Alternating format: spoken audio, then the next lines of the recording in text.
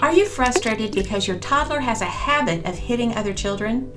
Most parents think just saying no hitting or using the gentle parenting approach, hands are not for hitting, will do the trick.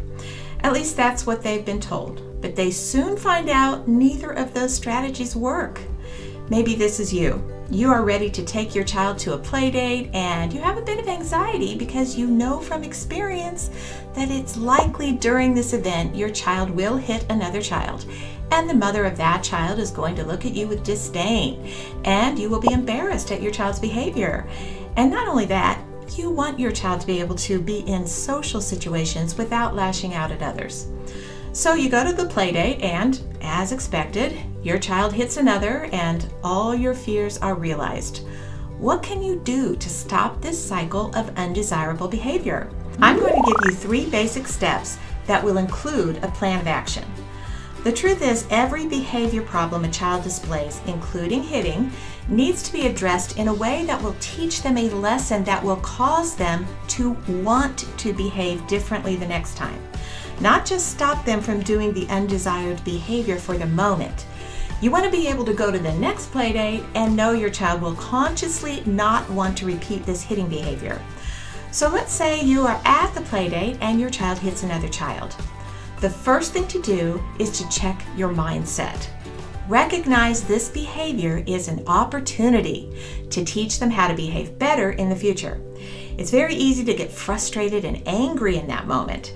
Instead, change your mindset to think about what you can do right now to help your child learn to desire to do the right thing the next time they are tempted to hit. Secondly, once you have that mindset, take action. I'm going to assume if you're watching this video that your child hits on a regular basis. It has become a habit. In that case, it may be just about anything that would cause them to hit. They may be frustrated or angry or annoyed or just want a reaction from the other child. So in this case, it isn't so much about what happened that caused them to hit in this particular circumstance, as it is about changing this habit. Your child has a habit of hitting under just about any undesirable circumstances. So the why they hit in this moment is not as relevant as it would be if hitting was not a bad habit they have formed. Instead, it's just a one-time thing. Hey, I just want to mention, if you are enjoying this video, please hit that like button. It would really help me out. So here's the plan of action if your child has a habit of hitting. Immediately go to your child and remove them from the situation. Look them in the eye and say, "You have just made a wrong choice by hitting. That has hurt someone else." If the other child is crying, take them over to the other child and show them in a loving way the tears and sadness they have caused. This step is really important because they need to feel sorrow about what they have done. This will teach them to have empathy for others. This feeling is essential to them learning a lesson and to motivate them not to want to hit again. Without this feeling, they will have little to no reason not to repeat the behavior. Be loving and kind, but make sure they understand how they have hurt someone else by their actions and allow them to soak in that uncomfortable feeling, which is an appropriate consequence to that behavior. If the child is not crying, you will just have to explain how it hurts others and that it is not okay to do that. Then tell them when we do something wrong to another person, you need to apologize and make it right. But don't make them apologize.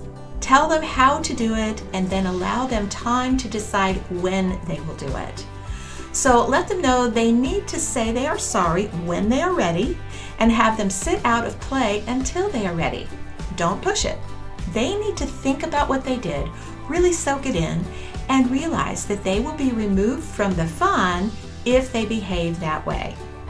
Tell them to let you know when they feel sorry and are ready to tell the other child they are sorry.